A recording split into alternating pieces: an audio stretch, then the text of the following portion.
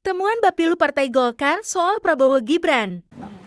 Menariknya begini Mbak, kita lihat sekali loh, kan sempat rame penolakan dan lain sebagainya terhadap Mas Gibran lah. Ternyata setelah kita tracking, kita cek, itu tidak semuanya ya, tapi mayoritas buzzer. Jadi buzzer yang dikondisikan untuk membangun pembunuhan karakter terhadap Pak Prabowo dan Mas Gibran.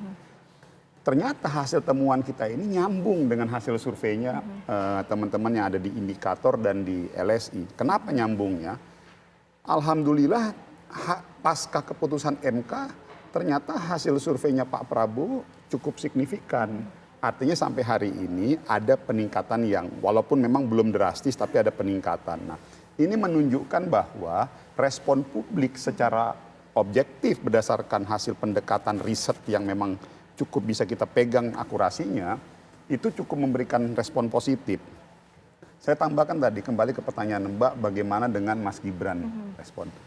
Sekarang kan cawapres-cawapresnya cukup dianggap dengan setelah dipasangkan tidak memberikan tambahan. Saya harus bilang begini, ini berbeda loh Mas Gibran dengan Pak Mahfud, dengan Caimin.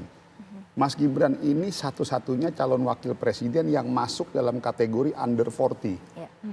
Artinya apa? Yang coba kita track lagi pengalaman kita dari pilkada kabupaten, provinsi, dan pusat, keterlibatan dan partisipasi pemilih anak-anak muda itu relatif agak kurang optimal dan kurang maksimal. Nah, disinilah kenapa Partai Golkar dari awal kita mendorong yang pertama untuk supaya Mas Gibran bisa menjadi calon wakil presiden.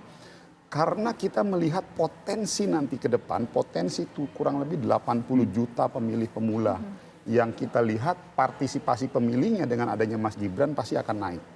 Itu yang saya yang hasil temuan dari kami tim Bapilu di Partai Golkar.